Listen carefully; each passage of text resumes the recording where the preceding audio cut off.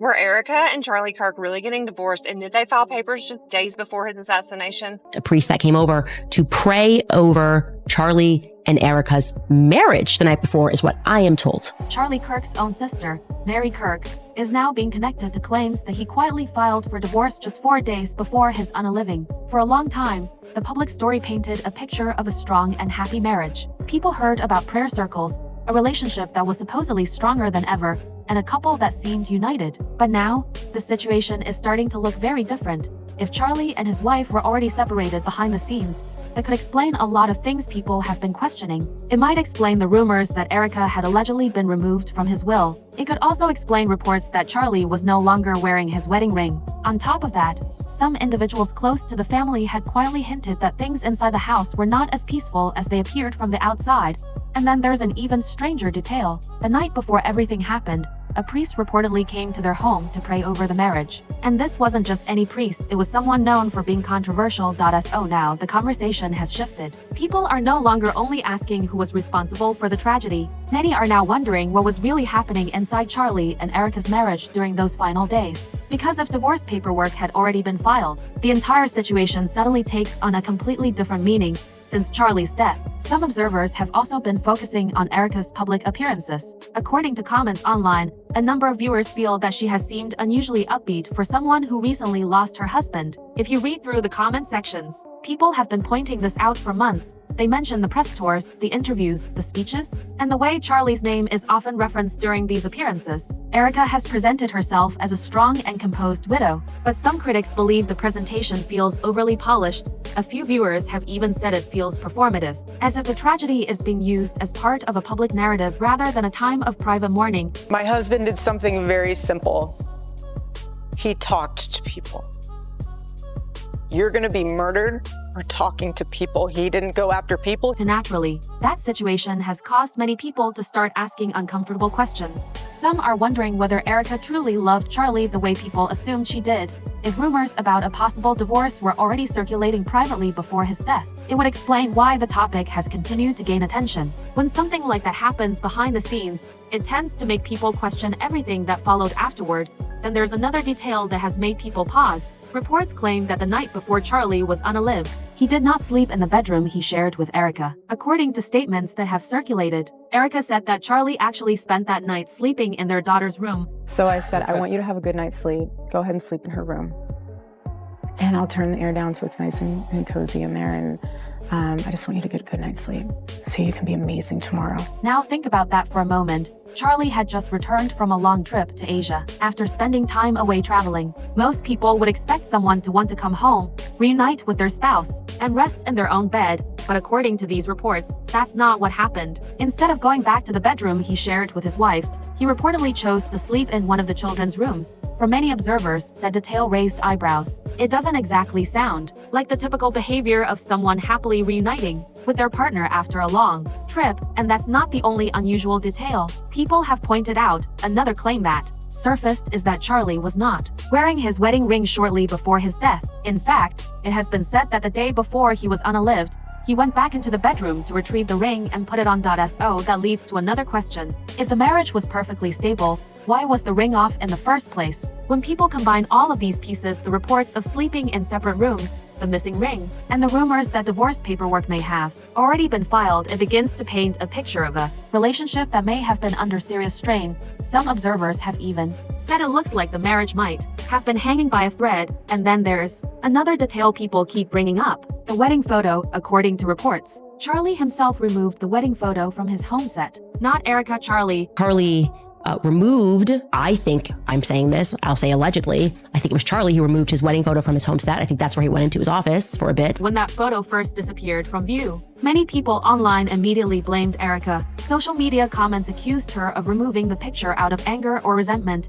Some claimed she was trying to erase Charlie from the image of their marriage. Others suggested she was controlling the way their relationship was being presented publicly. But later, a different explanation began circulating. According to those reports, it was actually Charlie who decided to remove the wedding photo himself. The story goes that he was upset and intentionally chose not to display it anymore.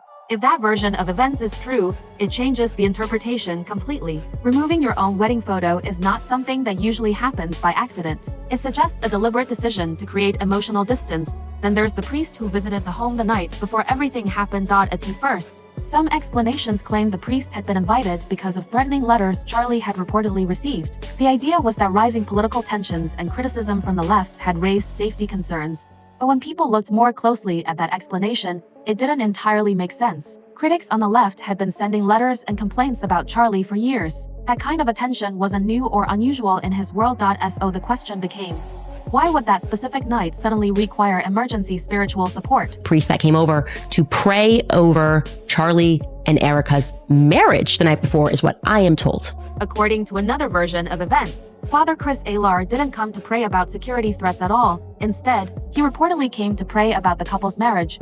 And if that detail is accurate, it suggests something very important. By that point, Charlie and Erika's relationship may already have been struggling. If that's the case, the priest's visit the night before Charlie died might not have been about outside enemies or political tensions. It may have been about problems happening inside the home. Speaking of their relationship, there's also a clip from the Charlie Kirk show that viewers continue to discuss.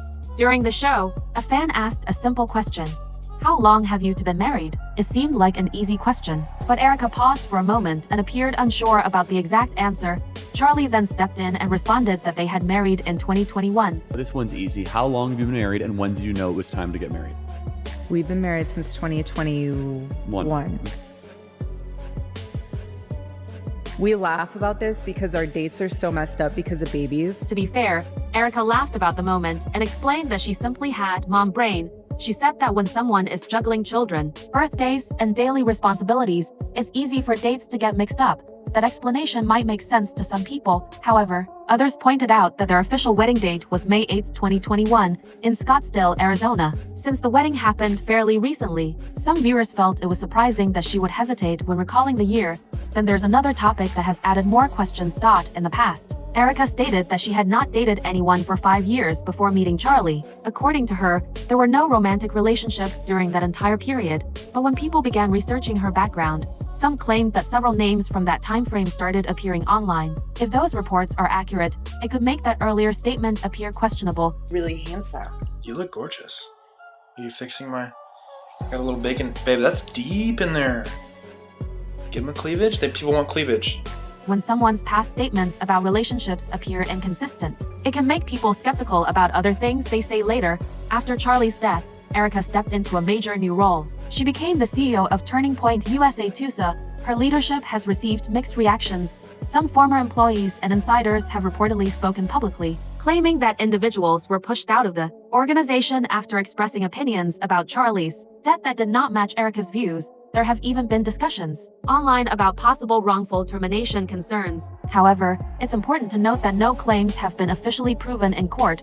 My name is Aubrey Leitch, and I am the former public relations manager for Turning Point USA, and I was a part of the recent kind of mass termination group at Turning Point. Another thing that has caught people's attention is how quickly Erika assumed the CEO position. She stepped into the role without any visible contest, and since then, she has appeared confident while discussing the organization's future. In interviews and speeches, she has talked about growth, new opportunities, and the next chapter for TUSA. But one particular clip circulating online sparked debate. In that clip, Erika spoke about the future of the organization in an optimistic tone. While some viewers appreciated the forward-looking attitude, others felt the positivity sounded unusual given the circumstances surrounding Charlie's death. Gave assurance to people that Turning Point USA is continuing, and it is. I mean, we are so blessed to have more work than we even could ever dream of. To be clear, Erika later attempted to explain what she meant in that clip. However, critics said the delivery still felt uncomfortable to them. When people combine that moment with everything else, the divorce rumors, the missing ring, the separate sleeping arrangements, the wedding photo being removed, and the priest's visit, it has led many observers to analyze every detail more closely. Because of all this, attention has now turned toward Mary Kirk, Charlie's sister. There has been quiet speculation that Mary might eventually take on the role of TUSA CEO instead. Mary has often been described as very different from her brother. Some people say she holds more moderate political views, while others have even labeled her a Bernie bro. She works in the art world and generally operates in a completely different environment from both Charlie and Erika. There have also been rumors suggesting possible tension between Charlie's parents, his sister, and Erika. Some observers claimed that Charlie's parents and Mary were not visibly present during certain parts of the funeral proceedings. Supporters online thought that seemed unusual, while others argued that outsiders cannot fully understand what may have happened privately within the family. At this point, many pieces of the story are still unclear, and if there truly was a divorce filing, it's likely that more information will eventually come to light. Documents and paper trails rarely disappear, especially when the person involved was as well known as Charlie. There is also one more rumor that has continued circulating: the claim that Erika may have been removed from Charlie's will. That type of speculation usually appears when something significant changes behind the scenes. Does that rumor confirm anything by itself? No, but does it make people examine the rest of the situation more closely? Absolutely. The reality is that the full story may still be unfolding. New information could shift the entire narrative again. So for now, many observers are watching carefully because it seems very possible that more revelations are still ahead.